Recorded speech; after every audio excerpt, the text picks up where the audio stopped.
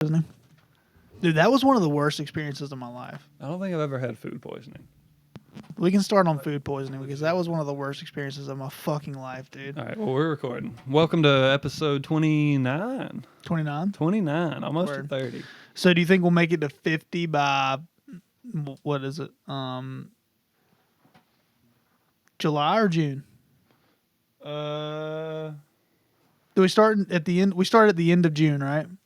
I don't know, because we've already we understand right now that can't get together every single week. True. So, but yeah, I potentially got food poisoning this morning. I don't think it would hit me that quick if it was like, I don't know though. See, you knew it was questionable while you were eating it. I was starving, dude. All right, to fill you in, I didn't get a wink of sleep last night. I was wide awake. I laid in bed at midnight. Literally laid in bed, tossing and turning. Didn't even begin to doze off. 5 o'clock rolled around. I was like, fuck it, I'm making coffee. So I have not slept in the past 30 hours.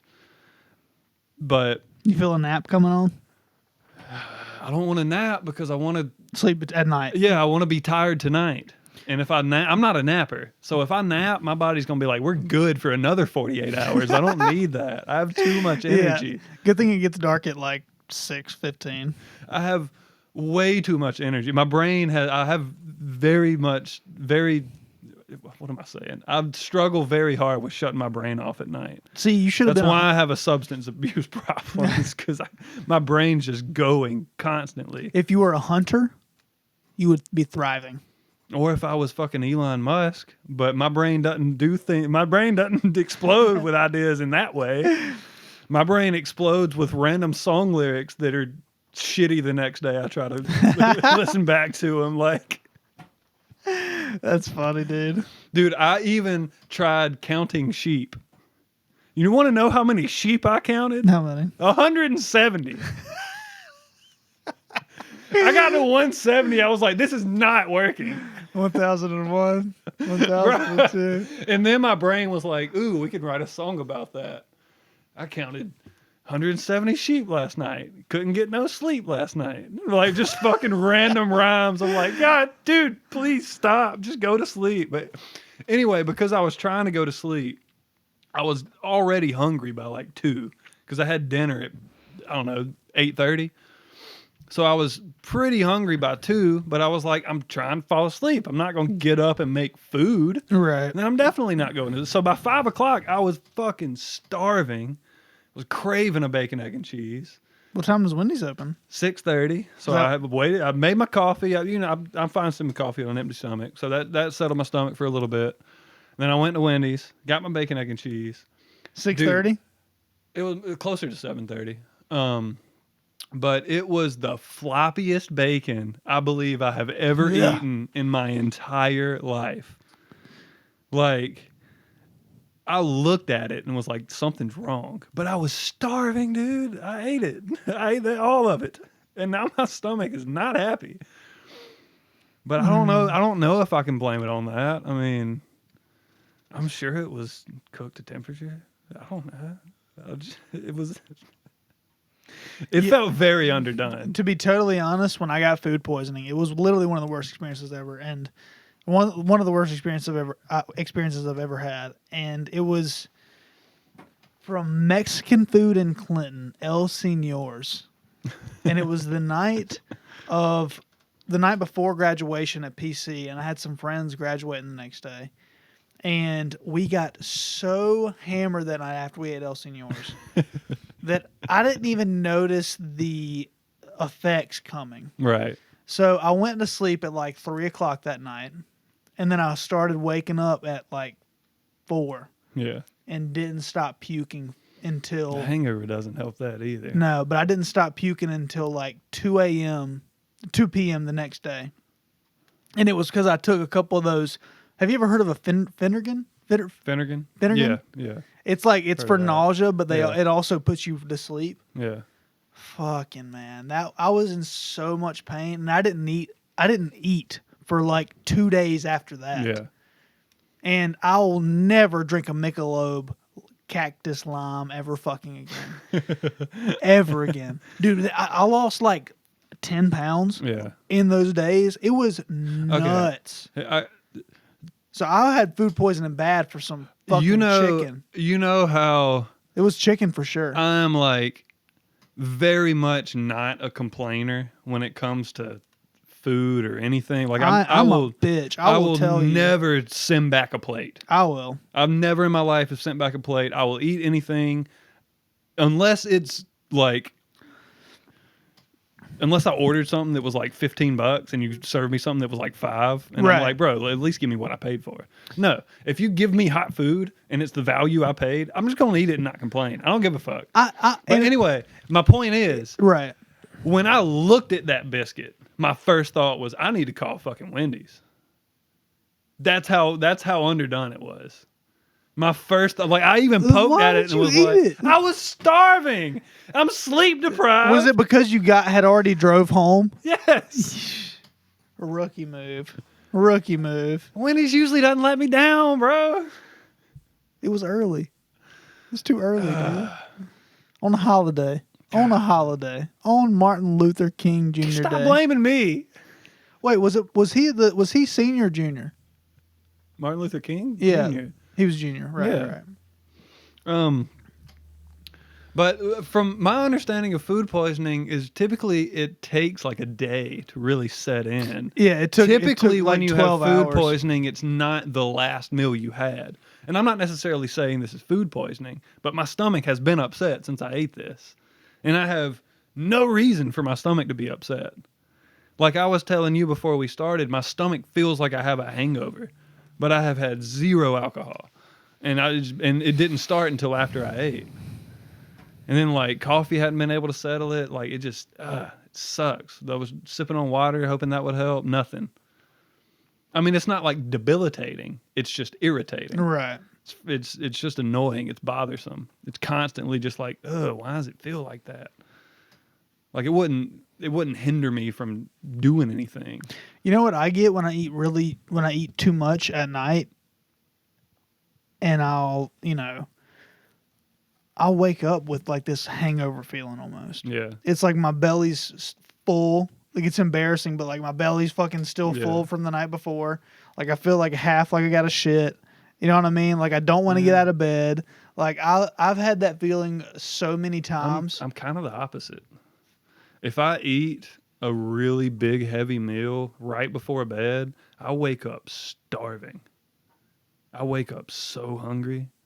But say like if I ate a good meal at 5 and went to bed kind of hungry, I'll wake up and not be hungry at all. But if I go to sleep on a super full stomach, I'll wake up starving for some reason. I don't know if it's just like a blood sugar thing or what. I will get that's the weird thing. I will get that feeling of like you get that low blood sugar feeling. You're like that feeling of overwhelming hunger comes over you really quickly, but then goes away really quickly. Yeah, I'll get that, but I still feel like. You know what I mean? Yeah, it's like when... Like, I'll still feel like I don't want to put anything in my mouth because I still feel full, but I'll be like, I'll feel like I need to eat something. You know that you're hungry, but the thought of chewing on food is just like... Ugh. Because your guts are still full. Yeah. Well, no, I do it when I'm actually I don't think you've hungry. ever dealt with the kind of thing that I've talked about. I've never seen you eat ever in my... Like, I've been around you so many times. I've never seen you, like, pig out. Ever. Bro. Like, pig out hard. I can easily get down like 1,500 calories in one meal. Okay. Bro, I'll go get a Baconator combo. That's 1,400 calories, and I'll have munchies after I'm finished with the Baconator. I want some dessert. I can pig out. I know you definitely don't see it, but then if I'm also a lot of times we hang out, I'm drinking. If I'm drinking, I'm not eating. True. And I mean, that's been one of my biggest problems is usually unless I eat a good amount of food before I start drinking, I'm setting myself up for fucking disaster. Because once I get a couple beers on my stomach, I don't want food. So that also kind of comes into play as far as what you've seen me eat. Because half the time we're hanging out, I've had a couple beers. But What were we gonna start this conversation with? Viral load. load. Oh my god. So I wonder, like, do we still need to be worried about, like, obviously we do, because they fucking recall meats all the fucking time. I see news articles all the time about But what were you recalled gonna meats. say? Do we still need to worry about what? I was gonna say like salmonella Oh, and yeah. like Oh yeah, for sure. fucking what other stuff do you have to be worried about? Because I've been buying my meat E. from coli. that's what you got to worry about, because I've been buying all my ground beef from that rancher in Newberry, Yeah. and like I wonder if he's cleaner or less clean than like the beef that you would get from Walmart. He's having to abide by all the same laws and regulations, right? So I would assume he's on par. Isn't it I would wild think that he's more clean, but I don't know if that's They're pasture raised cows, so biased. what does that mean? They're cleaner? I would. Do you know what I mean? I don't know. I don't know. I don't think it necessarily means they're cleaner. I think Because I think we have a bias because we like pasture Right, raised, and we know that that's better for the Right, animal and better for the environment. it can be more nutritious, but that doesn't necessarily mean you won't get E. coli from it. Right. That's two different things. Right. Right. So we got to set our bias aside as far as what we prefer with Right. good meat. Obviously, the pasture raised grass fed beef is going to be more nutritious, but are the health concerns, would they be greater for cows that are packed in a pen and grow up on troughs in a covered area? That seems a little bit more nasty to me at the end of the day, than like a pasture raised cow, because they have more space. You know what I mean? They're not standing in their own shit.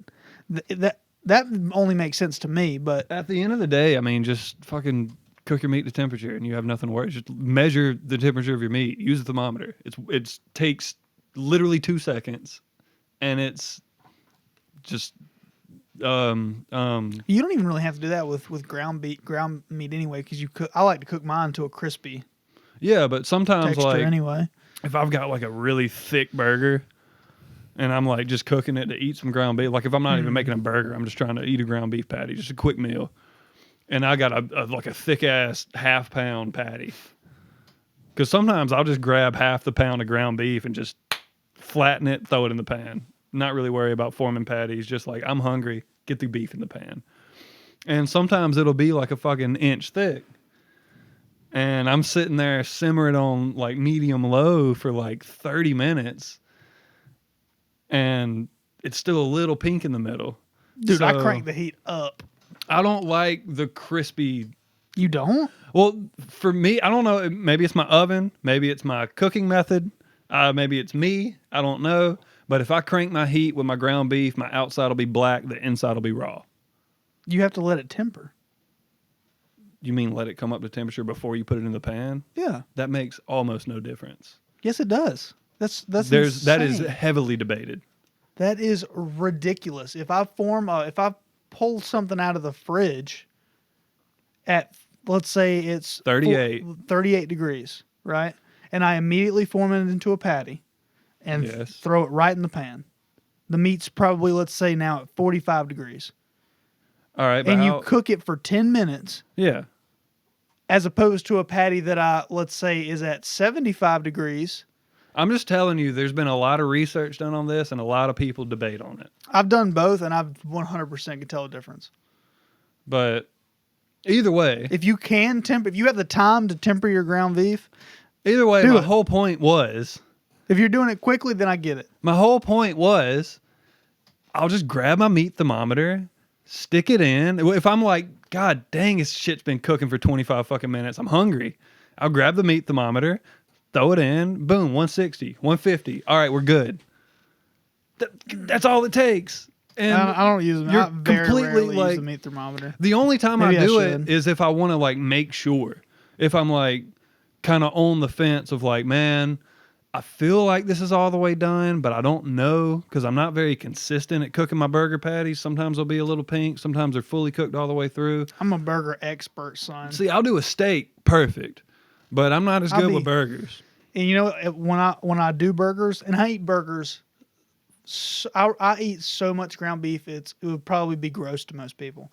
But and I usually do it burger patty by itself. Yeah. So I have become an expert on the plain burger patty. Yeah. I'm telling you, I've already talked about this probably before, or Yeah. maybe not on air. I don't know but, if it was on air. I think me and you were just talking about but it. I'm telling you, season the beef and then form it into a patty. It will be twice as juicy. I've got a hot take. Twice as juicy. Don't season the outside because it'll draw all the moisture out of the patty. I don't like to salt my ground beef. That's insanity. I prefer unseasoned ground beef. That's gross. I don't know why. I've done all the methods. I like salt. I've seasoned the outside. I've mixed everything in when I'm making the patties with the seasoning. You know, the salt I also prefer- helps the crispiness. I prefer an unseasoned ground beef. I think the salt also helps Call to me crazy. cook the meat, which might help with your pink problem on the inside. Well, I don't have a pink problem. I have a solution. I have found my solution, which is what I was explaining. To cook it for 40 minutes. No. Yeah. Sometimes. Yeah. Either way, my meat is done every time I eat it. But no, I mean, that I know I'm crazy. I don't like to salt my... I'll salt a steak. I'm not saying beef in general, but for some reason, specifically with my ground beef, I've tried all the methods, tried everything you've suggested, I've tried everything I've saw online. I prefer straight out of the container into the pan. Oh, there's the variety of preferences is amazing. Yeah, Like, I don't think know about- why. Think about all the ways that you can cook something as simple as eggs.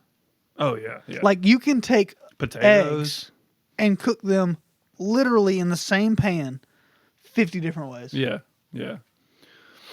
But I think, I don't know, maybe I just over salted my beef, but I've tried it more than once. It's like, Oh, you know what I did? I tried a higher hydration focaccia.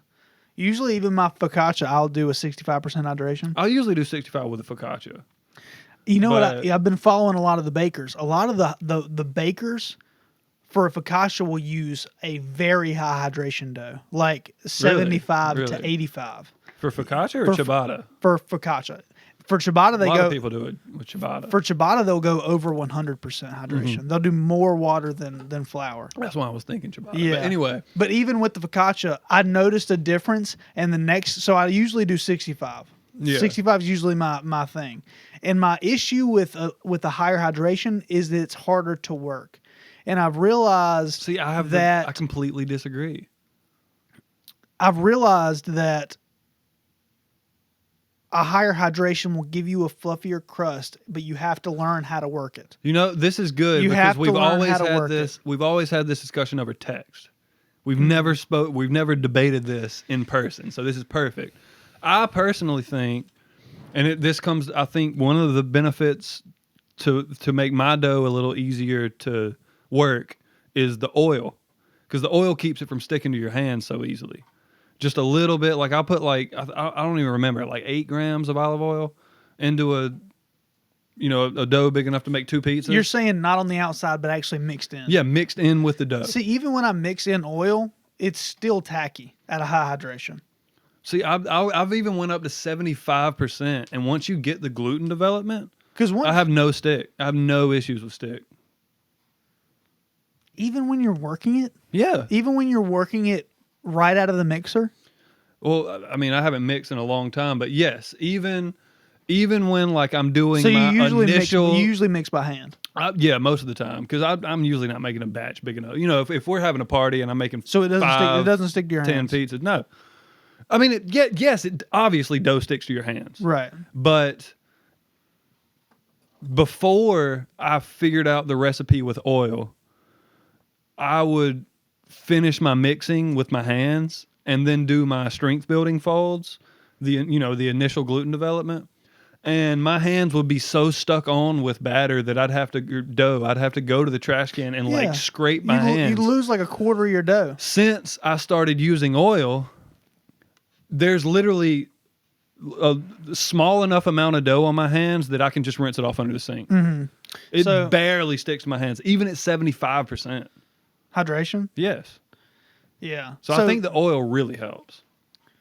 At least for me, in my experience. The only time that I really have an issue with it is when I first pull it out of the mixer to form it into a ball to proof. Right. Because you don't want to let it proof smoothed. Yeah, You want yeah, it to yeah. proof with a smooth top. Yeah. So I'll pull it out to try to form it, and that's when I've had it like lose like 25% of my dough on my hands. Yeah.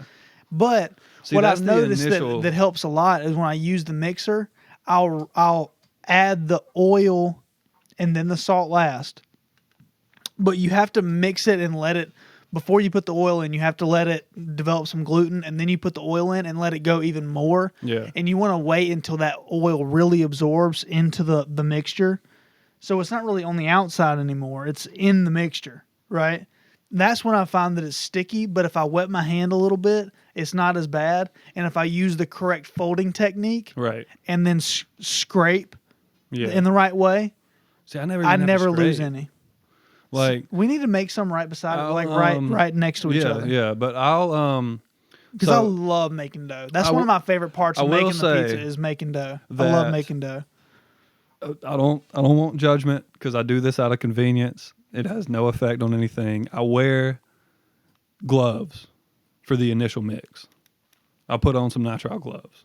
See, yeah, no. But hold I on, do hold that. on. But I usually use the But mixer. it doesn't stick to the gloves either. Why don't you use the mixer? Just because it's so much more of a hassle to clean than just one big mixing bowl.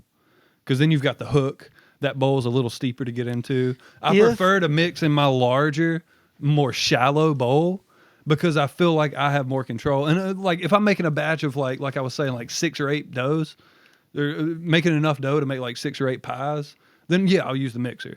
But typically I'm making a batch which makes 2 pizzas, and I prefer to do it out of hand. I feel like I have more control. I'm much more used to that method and experienced with that method, and I know what I'm doing.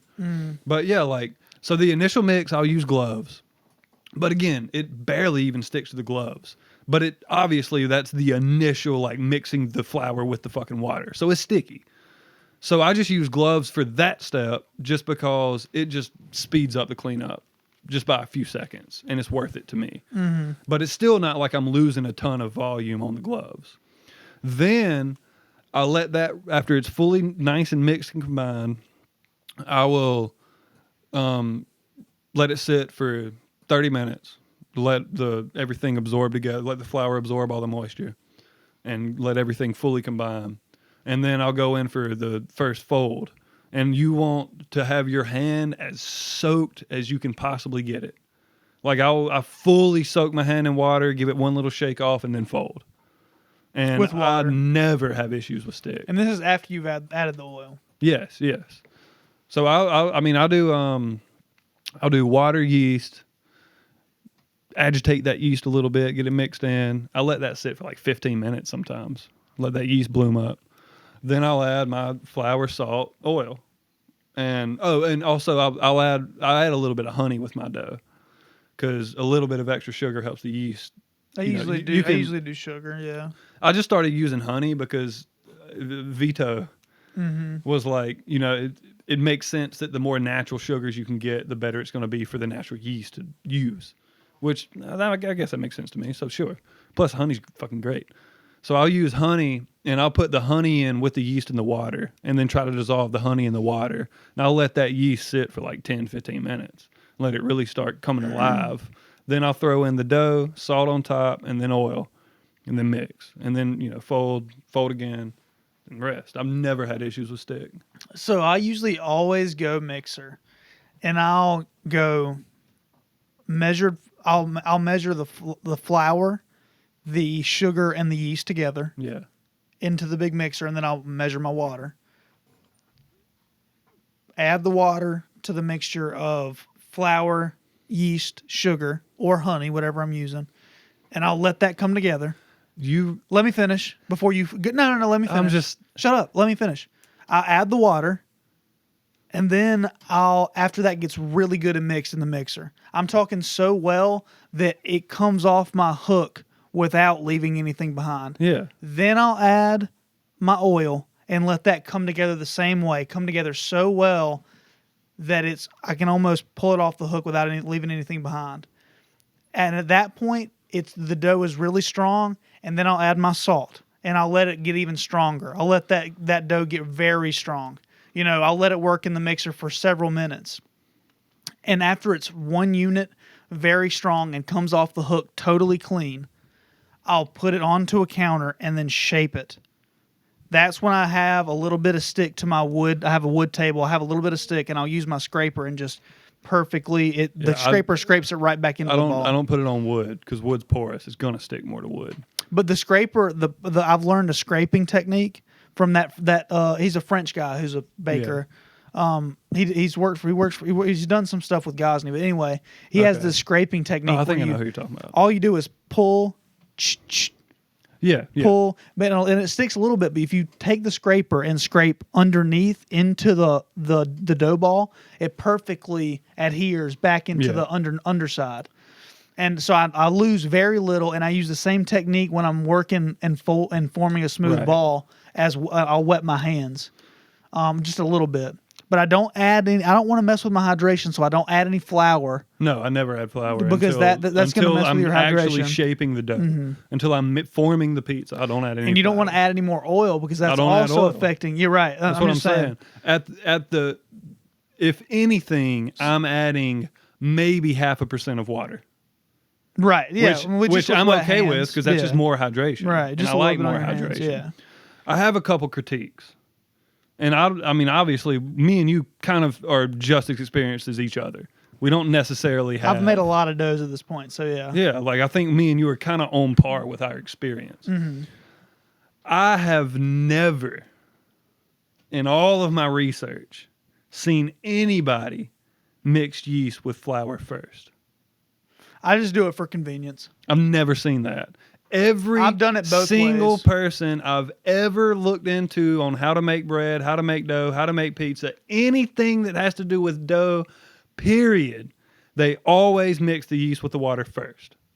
I've 100% agree that I've seen way more people mix the water with yeast first, but I have seen people measure their flour and their yeast together. I just do it out of pure convenience. Right. I'm not saying, and I've done it both ways, and it might make a difference, but if I'm proofing overnight, I haven't seen much of a difference. Right. It might have a difference, but I just do it out of pure. Like I said, I will mix my yeast with water and honey, and let that sit and just bloom for like 15 minutes.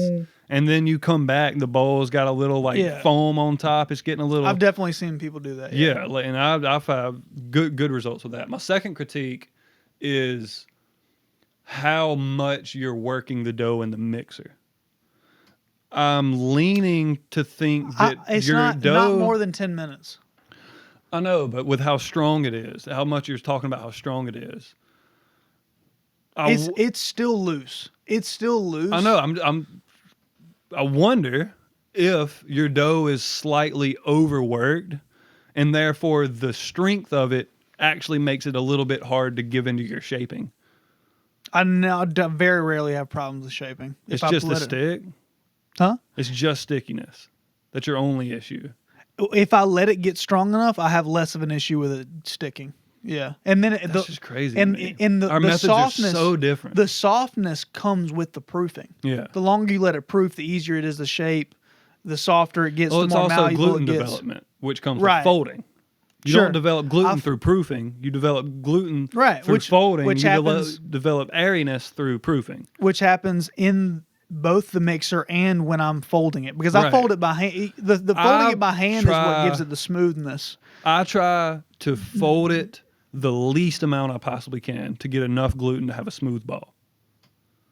So I think your dough may be a little overworked with that method. I don't overwork it in the mixer. I literally just get it good enough to where I know it's fully mixed and it's cohesive. And obviously it's you got to too tacky. Well, I'm not speaking in extremes. I'm not saying it's overworked to the point where it's unusable. Your pizza's going to be shit. No, I'm just saying potentially it might be slightly overworked and therefore making it a little bit more tricky to handle. I don't know. You know what I've seen? I'm just brainstorming. I have no clue.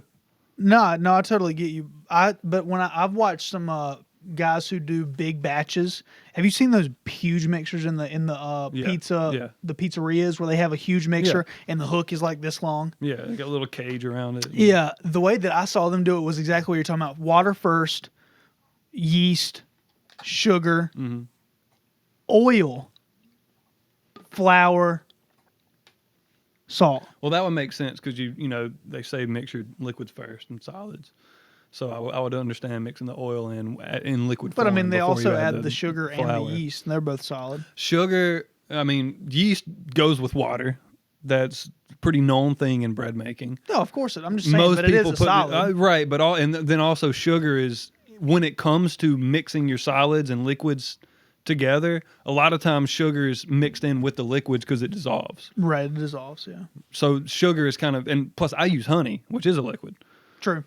But a lot of times when it comes to that, sugar is counted with the liquids. It's not counted with the solids. But the fact that you mix your yeast with your flour directly with no water, I don't know how to feel about that. I'll experiment. How long have we been talking about pizza? Jesus, it's been 30 minutes. Dude, I'll experiment with, now that I'm experimenting with higher hydration. Like I've gone as low as 65, and I'm gonna go as high as 80. I'm gonna try 85 dough. I've never went to 85. I'm gonna try an 85 focaccia and see how it turns out. I've done 65, 68, 70, 75, 78, and 80. I will say, I think that the higher hydration is better for the longer, slower temp cook styles, like in a conventional oven, as opposed to a high temperature. I think When I say high, I mean 80% to 75, and a lower would be 75 to 70, or even down below that. what I'm learning. So I would say low hydration would be 65 to 70, medium 70 to 75, high 75 80 for pizzas. We're talking for pizzas right now. Right. I would say that's a good range for me. But I think what I'm learning through this discussion is that there are no rules. No fucking rules. Dude, Meaning like, I can make you a fucking bomb pizza my way, and you can make me a but fucking like you're bomb saying pizza. you think higher hydration works better for lower and slower? Or was it the opposite? A higher hydration would work better for a lower and slower. Yes. See, I completely did feel the opposite way. But you're still on the lower side of you say you use a 70% hydration. 75. You've No, always 70. said, Excuse me. You've You're always right, said you're right, 70, you're which right. is still on No, the you're lower right, side. right.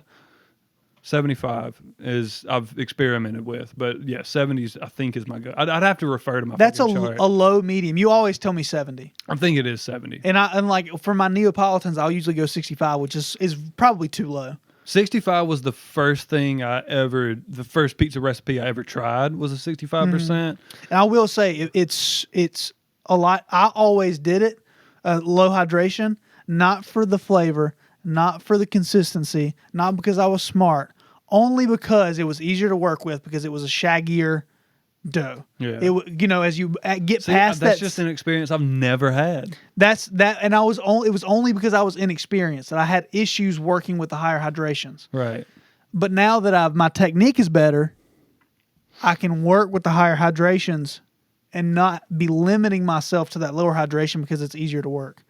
Yeah. But I have fallen in love with making doughs.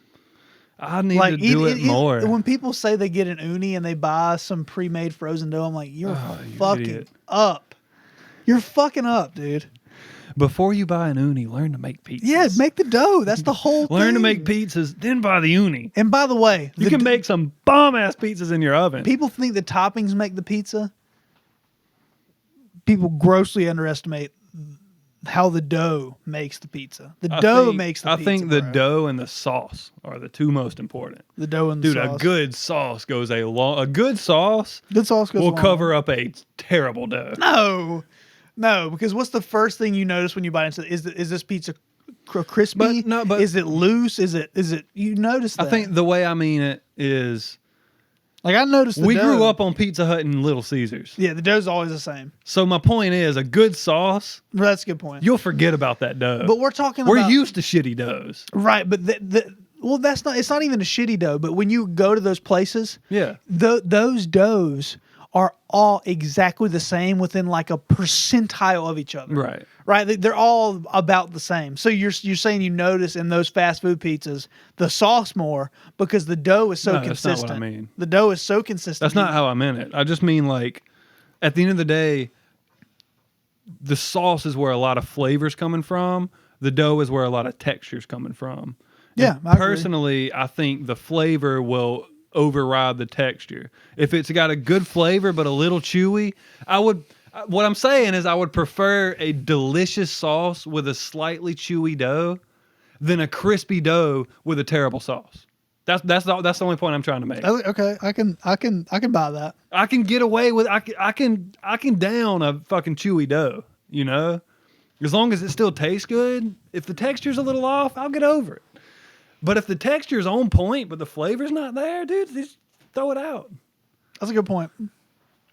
But I'm saying they're equally important. But I'm not necessarily putting one or the Yeah. over. But I mean, if you get the perfect fucking combination, And that's one thing I some usually good don't mites, do. dude. Some I good usually fresh mites. I usually fresh bake my dough, but I very rarely make my own pizza sauce. I've never made my own pizza sauce. I usually Rayo's is fire. it's too expensive, man. $5 for a jar?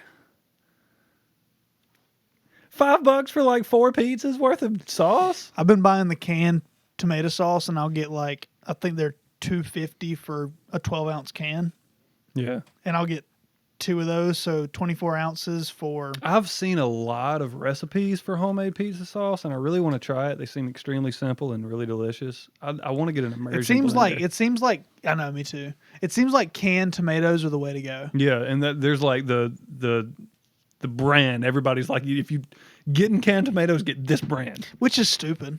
Because if anything, I want. No, when it comes to canned vegetables, I think it matters. I want American products. I don't need these fucking canned Italian tomatoes. Get the fuck out of here. Well, yeah, if you have fresh tomatoes, of course. No, I'm not even saying fresh. I'm just saying I Dude, prefer to I've buy. had some awful canned veggies.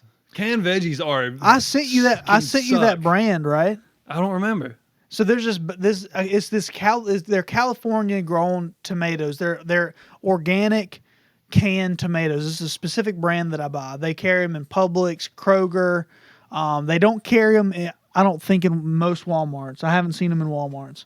But it's organic California grown tomatoes, and they do San Marzano style, whole, peeled. You can get chunks. You can get fire roasted chunks. You can get sauce. They make all these products, and it's way cheaper than Rayo's, and they're organic, grown in the United States. And that's what I'm saying. Like, I don't just because they're from Italy, I don't give a fuck. That's not what I'm saying at all. I'm just like, I I'm just try saying as hard as I can to buy food that's grown in the United States. One, because of the ships that they use to get food over here are some of the biggest polluters that there are. And obviously, I'm no fucking saint. I buy stuff that comes over on those ships. Duh. But I buy so much food. That's a daily for me. Yeah. Right? Like, I don't want my dailies to have so much. And it's still coming on a truck from California. So, you know what I mean? Yeah. But it's probably a little bit less. So, and I get when people are saying, you got to buy these fucking tomatoes. Like, you got to buy Reals, or you got to buy this I just know can of San Marzano. Yeah, like canned vegetables can be awful. Green Giant all the way, brother. So if I've heard a good... I'm talking Green Giant Walmart all the way. I try to make an adjustment. But no, canned vegetables can be so bad that if I hear a good suggestion, I'm stick to it. I'll send you the brand because Right. I've been stocked on this, and I've been loving this can. I mean, I'm not gonna buy them and make my own sauce, but no. eventually I will. No, but right now it's not a I priority. literally just use their tomato sauce. But I will say, it's just their regular tomato sauce. I don't add anything to it or nothing. One of the biggest tips I found for making your final product. This is going to be all about pizza, dude. We got to move on. I fucking love it. I can talk about pizza for so long. I love it. I think one of the most helpful tips for making sure your end product, one, stays crispy, one, is not floppy, and also doesn't pool up a lot in the middle and just be a fucking juice cesspool in the middle of the dough, is you can't oversauce.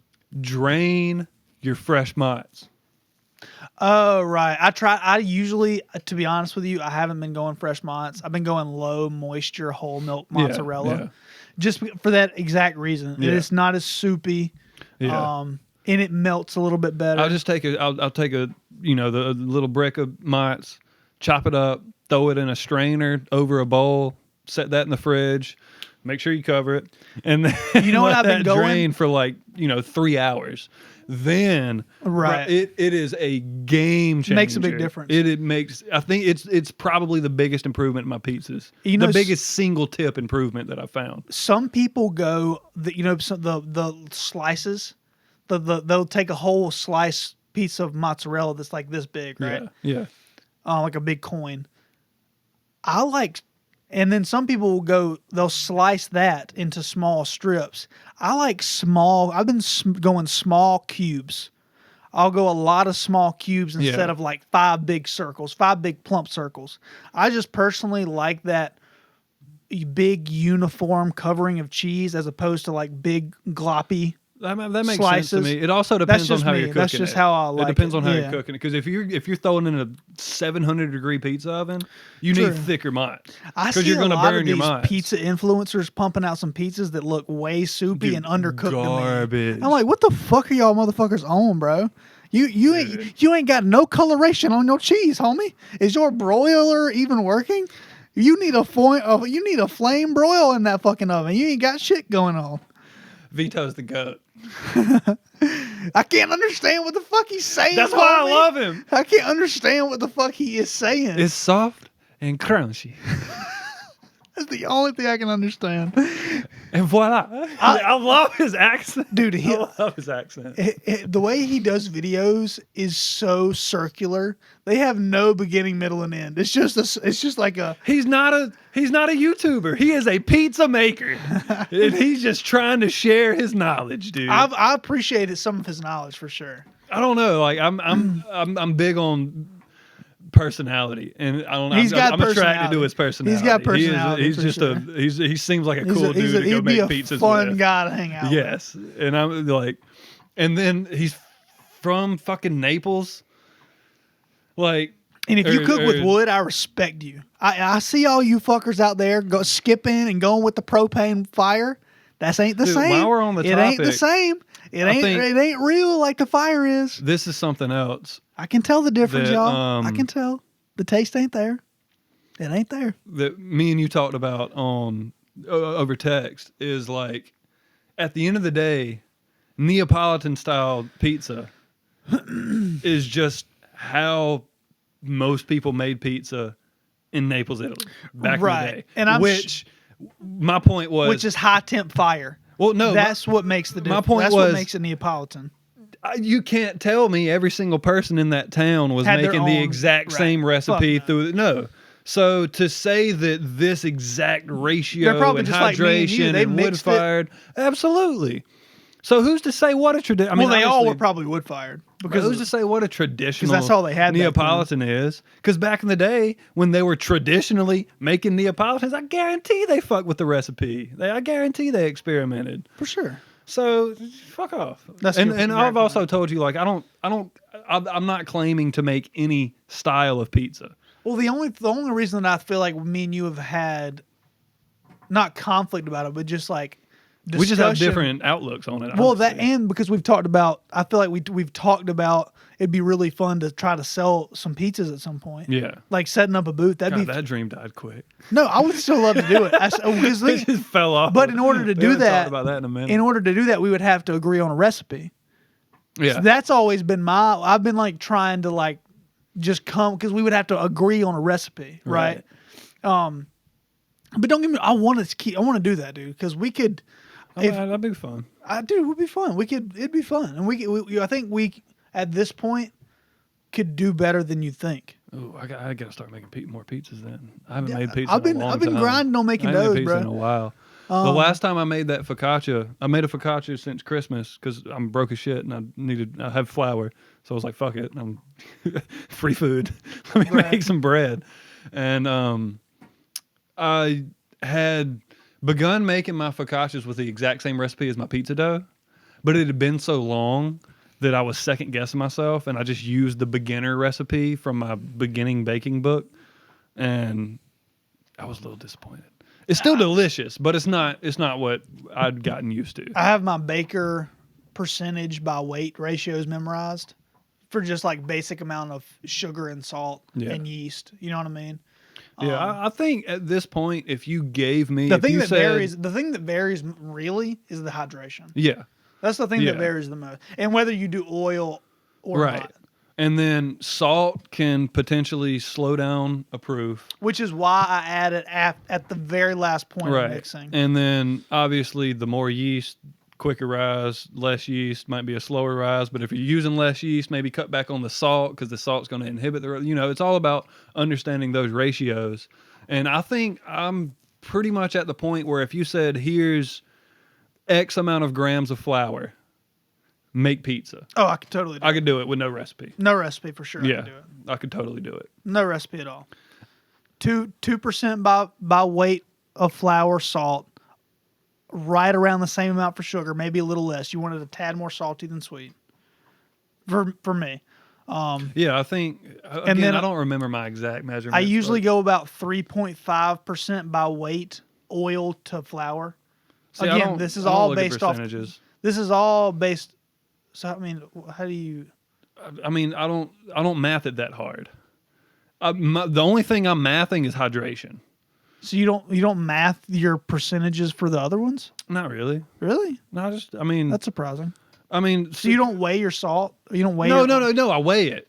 I have a recipe I go by, but I'm saying if you just gave me a random amount of flour, I wouldn't be like, oh, I got to find 2% of my weight of flour to add salt. That's I'd just exactly be like, why I've memorized the ratios per. like if you per said, weight. here's 500 grams of flour, make pizza dough. I'd be like 500 grams of flour. I'd do my math and get my percentage of water to get my 75% or 70% hydration. Then I'd be like 500 grams of flour, 10 grams of salt, be all right. Maybe 15 grams of oil, maybe about 8 grams of honey. 2% by roughly. A lot of people go with the 2%, Yeah. like 2% by weight. So if you have 500 grams of flour, that would be 10 grams of salt. Yeah. Okay. So Because it's I'm not 2%. even looking at the percentages at all, Yeah, but exactly. I know, like, all right. So if I have 800 grams of flour, It'd be 16 probably grams. about, I was going to say like probably about 15. I think 2%. So that's what I'm saying. I don't necessarily do all the math on the percentages for the other ingredients, but 16 for 800 Yeah. grams. 2%. but like I just I know the ratio well enough to just guess it. Ballpark. And also, You're not going to taste a couple grams difference in salt. no, and it's not going to have much of an effect on the end product. As long as if you have enough experience letting it proof and knowing when it's time, when That's it's one ready, of the biggest things. then like I mean, if just you cook an listen, underproofed or overproofed pie, like that's just one pay of the attention biggest to things, yeah. how much it's risen. If it's doubled in God. size, shape it. I love working it, dude. I used to I love working. I used to dread playing with the dough, and now I fucking Oh, love dude, we used to be so I fucking intimidated. love it. We Now were so intimidated back now in the it's day. one of my favorite parts. Like, and people are talking about like making pizzas in their uni, I need to go get. and I'm like, God, you're missing half the fun of this. Is Damn, I'm out of making the yeast. dough. That's the only thing I don't have.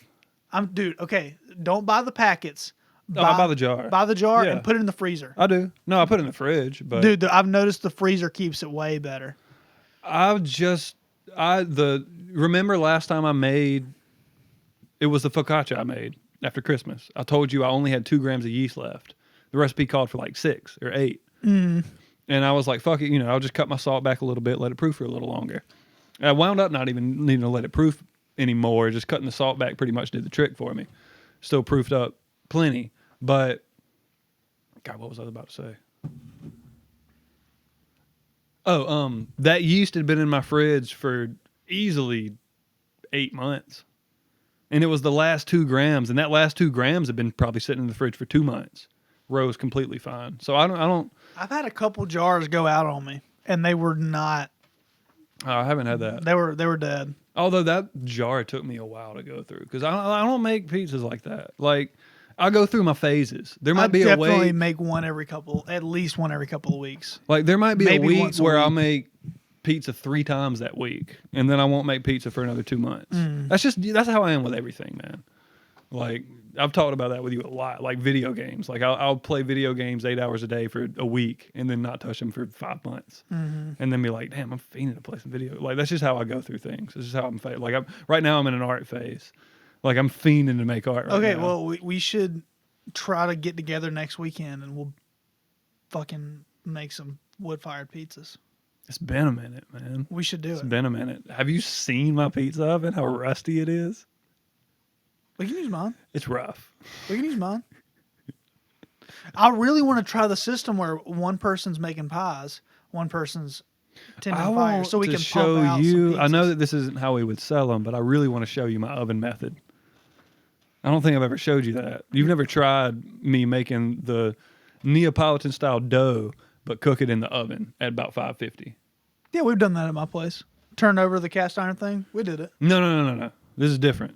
This is where I make it on the pizza dish, on the serving tray, or the pizza platter thing, and then I will form it onto that, and then put olive oil on the bottom, and then I'll set the pizza tray on the cast iron that's in the oven.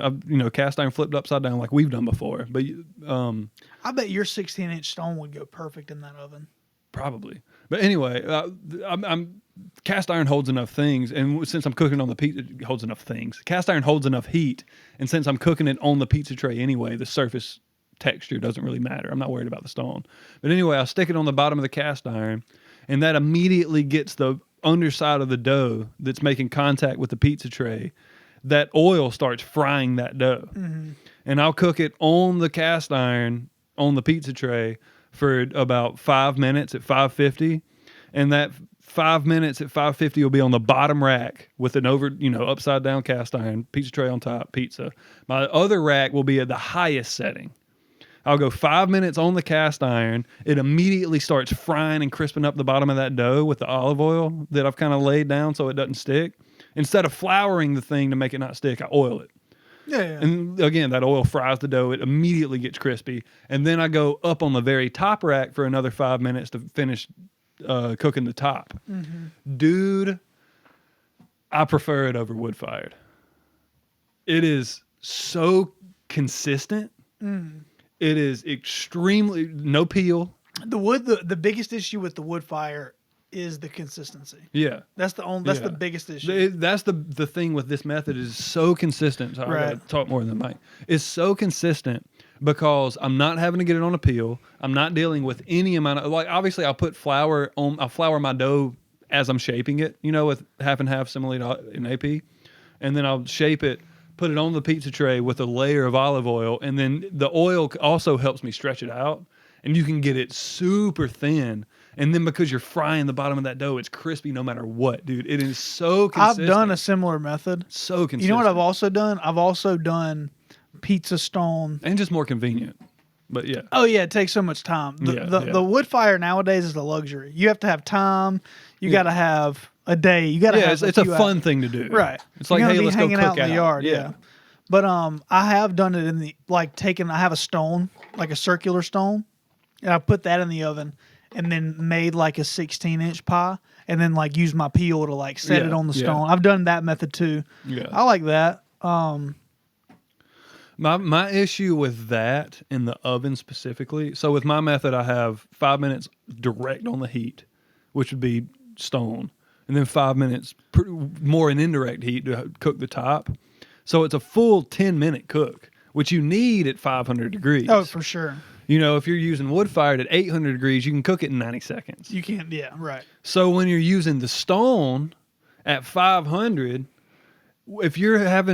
in my experience, if I'm leaving the pizza in there long enough for the top of the crust and top of the ingredients to crisp up a little bit, the bottom's burnt. Because the bottom's been on that stone at 500 for 10 fucking minutes. Right. Which everything not in contact with that stone is taking a lot longer to cook. But what's in contact, so I definitely prefer the pizza tray where I can move up to the top rack to let the top finish as the bottom. And my oven is so weird. My oven is one of the only ovens in the fucking world that doesn't have an element on bottom. It only has an element on top. So weird. It's the weirdest fucking thing, dude. So weird. I've never seen anything like it. So I have to be very careful when I'm cooking in that because it's always like a broiler. It's always like a broiler. It's the weirdest fucking thing. That's not, and that's what it's. I don't get it. I don't get it one bit. I don't know. Oh man, but yeah. Anyway, I think we've talked about We've talked about pizzas well enough. I mean, that was a solid like 30 minutes on pizza. Oh man, I love it so much. Listen, try it out.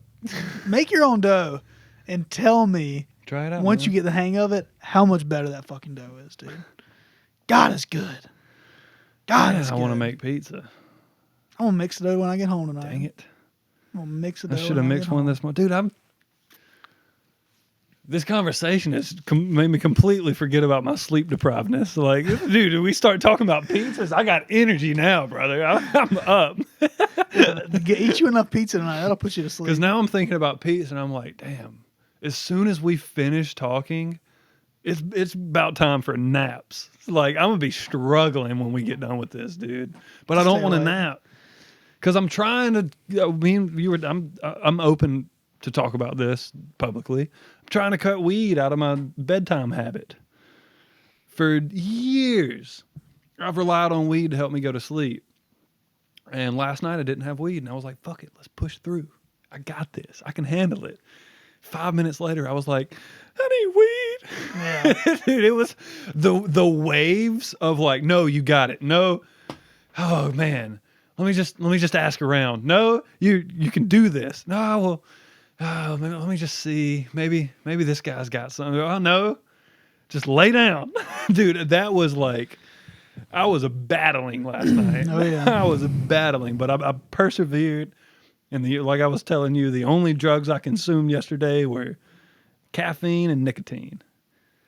which probably don't help your sleep situation. I'm very proud of. No, I didn't have any caffeine. I didn't have any caffeine past, I don't know, noon.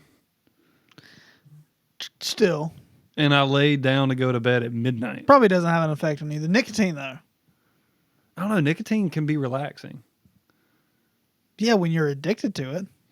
Yeah. Not, Sometimes they're nice, but I'm sorry. nicotine is like, a stimulant, dude. I know it is, but I don't know. I know a lot of smokers who will be like, cigarette before bed, man, it's nice. I bet. My dad, yeah, no, I mean, no, I totally do. Yeah, for sure. Dude, especially with weed. You get a little bit stoned, you lay in bed, have the lights off, you take a long drag of nicotine, you're just buzzing in the most relaxing way. Like, I sound like a druggie. But like, yeah, but I'm trying to free myself from the crutch of needing marijuana to sleep. And it's gonna suck. It's gonna suck. I'm not Once you confident do in go my to sleep, ability. once you do go to sleep without it, you're gonna gonna be have good the sleep. wildest dreams you have ever. I already experienced. have wild They're gonna be dreams. crazier. Dude, I bet they'll be I've crazier. I've told you some of my crazy dreams. I had a wild dream last night. Dude, I wish I dreamed last night. Yeah. I was about to say, what did I? No, I didn't. I didn't even, dude, I wasn't even like beginning to doze off. But anyway, what was your dream? I don't want to say. All right. Then. Okay. Yeah, I wasn't even like, oh man. I wish, sometimes I really do wish that, I'm just fucking rambling. No, you're good. We got off pizza and now we don't know what to talk about. I just really wish sometimes I could just like put somebody else's perspective into my head for like 10 minutes. And then everybody would be like, now I get it. Like for what? Just my fucking brain. I'm so crazy sometimes, dude. Oh, you're I'm saying you such a wish psycho. other people could experience your brain. Yes. I got you. Like people who don't understand, or like people who are like, well, why can't you just do this? Why can't you just, like, dude, please just walk a mile in my brain. Right. Just please. It's like you don't think they fucking thought of that? like, I don't want to say it's torturous because it is very much a gift in many ways, but good Lord, it doesn't stop. Mm-hmm. Learning to get control of that is one of the ultimate human tests. A big thing also is anxiety. Obviously, cutting out drinking has helped a tremendous amount with anxiety. And then having my brain still running at full capacity, but in a less anxious way is definitely helping. But yeah, it's rough. I need to practice meditation. Dude, I did it a lot for a while, a few years ago, and I really enjoyed it. Yeah, I noticed I a need to big get back into difference. meditation. 10 minutes in the morning, Yeah. 20 minutes maybe if I had the time. I mean, for a while in college, I was doing it a few times a week for like a couple months. Headspace app was where I did it. I did it. Well, I Headspace started app. with that, but obviously I never paid for it. I just did all the free introductory lessons and then kind of went off on my own. You know, got the basic guidelines and then was like, okay, I'm just keep following these same guidelines. But man, I had a pretty good stretch in college where I actually felt like I was like improving with my meditation a good bit, and I've just completely fell off of it. I don't know why. Yeah, I did like 4 months in a row, 5 months in a row. Yeah. And then I weaned off of it for sure. But yeah, dude. Yeah. I think it can definitely help though, for sure it can. My mom's calling me. Let me text her real quick. I gotta go meet my sister. I mean, we're probably like 10 minutes from an hour. I don't know. The camera is still on the second recording, Right, the second so we're recording. within an hour. Give me like 15 minutes. Telling my mom. Dude, my check engine light came on yesterday in my truck. Mine's been on, homie.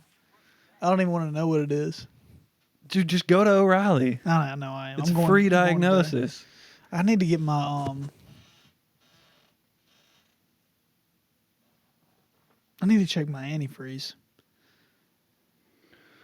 I gotta get off my phone. My mom just distracted me. I'm sitting here like going through messages. Oh, I didn't see that. Let me text him back. Like, no, I'm doing something right now. But yeah, dude, it's like I was talking to Quinn the other day, and even he was just like, dude, I don't know what it is about like these past few months. Everybody's been going through it. Everybody I know has had like some additional stressor or issue within the past couple months. Like, I'm obviously going to blank on specifics, but like, it just feels like Barry's car. She had to get a new car. Hers finally fucking tuckered out. And then like with Wade, and then my parents are like, just every single person I know is in pretty significant hardships right now. What's wrong with your parents? Oh, I mean, just like trying to balance all the help from everybody. My mom's also trying to find a job. My brother's trying to find a new job because his really? hours are changing up, and he doesn't like his new hours. So he's trying to leave Sanders? Yeah. And I mean, dude, it's just I don't know. It's weird how life can do that sometimes. It feels like everybody's kind of in the same space sometimes.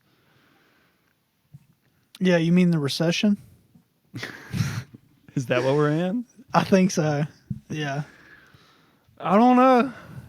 I don't know anything about that. I don't know either. I don't know economics. Okay, we're at an hour. I think most people wouldn't have any clue. But I'd say we're probably in not the best times ever in terms of financials. You know what I mean? Like, I would just guess. I was going to make a joke, but too many people will think I'm way too serious. Would make it. Trump 2024. Let's get the economy back on track, baby. RFK all the way. No, I'm with you.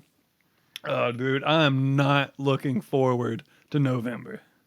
I feel like a dirty hippie for like an RFK, but I don't give a fuck. Is RFK the new Bernie? God, no. Not even close. The anti-Bernie? He's... I would say that Bernie was like socialist, and RFK is not a socialist at all. I just felt like back in the day, Bernie was the one that the hippies liked and attached to. Like, you'd be called a hippie for liking Bernie back when he first was popping off. No, or you'd be called a fucking commie. You know what I mean? Like, if you like Bernie, you were a communist for sure. But let me restart that camera just so it's on when we wrap up. We can go ahead and close it.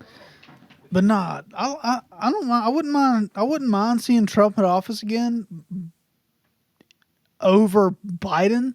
But like, why do we have to choose between our two shitty exes? All right, we have to choose between both of our shitty exes as a country. This I was talking to Quinn about. Yeah, we've already broke up with both of these motherfuckers. Yeah, I mean, like, why we got to get back together with them now? Yeah, but something I was telling Quinn. We need to upgrade And Quinn to a younger, sexier model. RFK is obviously that guy. Okay. Anyway, me and Quinn were talking about the election, and you know, I'm not big on talking politics because I just truly don't give a single fuck. But I was saying, just all politics aside, if you just look at Joe Biden, I wouldn't want him. Pedophile. That's what, Bro. That's what screams out to me. Name one job that if he was not a congressman or a president, he could apply for and land. Right now? Name one job in his current mental state. I was like, I wouldn't even want him running the arts and crafts department at Walmart, much less our fucking country. This isn't a new argument, dude. Quinn was like, I mean, he could be a greeter.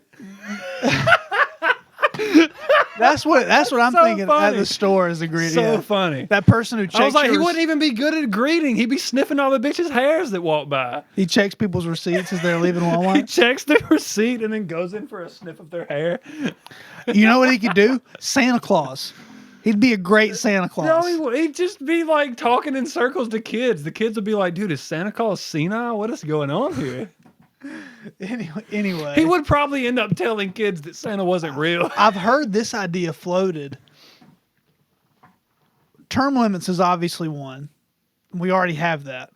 But for president specifically, you should have to have a physical fitness and an aptitude test. Yeah. Like makes sense. basic fitness Like and a basic aptitude test. Like, can you do basic reasoning? most other important jobs Yeah, in the fucking world. right. Like, I know very well. I've been applying for jobs for months now. Most of them encourage you to have some sort of literacy. Right. Like to be on the ballot. To be on the ballot, you should have to pass some basic You requirements. should be able to speak a sentence without fumbling. He can speak a sentence, dude. Like, but yeah, I get it. We know. We know. Yeah, everybody. I mean, Everybody knows. If you don't know, then you're completely lying to. You are in denial. You know what's wild to me is how North Carolina waived the Democratic primary. That's not. I don't want to stay on politics. No, but listen. We're just making fun of Joe Biden. No, I don't this want is to talk important. about serious shit. This is important because they literally were like waiving the Democratic primary. So there's going to be no competition for Biden. You know, they have a Democratic and yeah. Republican primary Yeah. to decide who the candidate is Yeah. that goes to the right. They're not having that like they do every fucking year. And dude, you know what I learned? Is that constitutional? I think the states can do whatever they want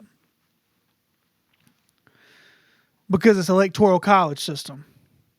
Dude, our system's so It's fucked up. and it's the primary system. It's the primary system, the primary electoral college system. But I think some states did that for Trump as well. Yeah, I've heard that. I don't want to talk about this shit.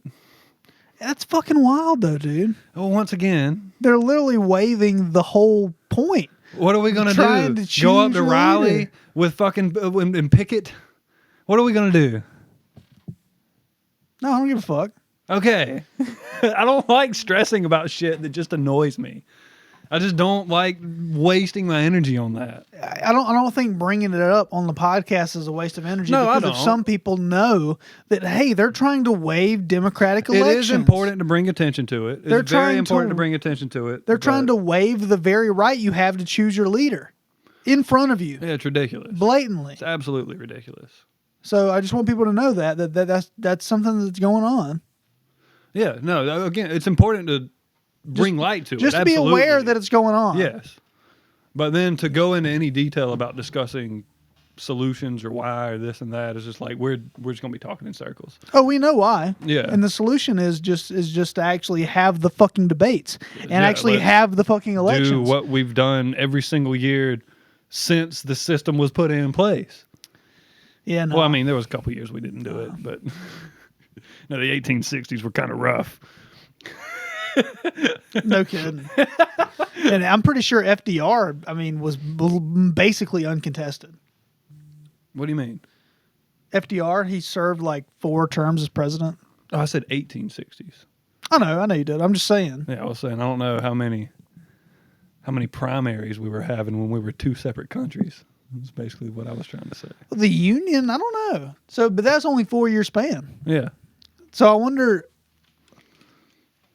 Like, did Abe compete with people in primary? Yeah, for sure he did. I remember it was a very very hotly contested primary when he went into office. Why am I blanking on that?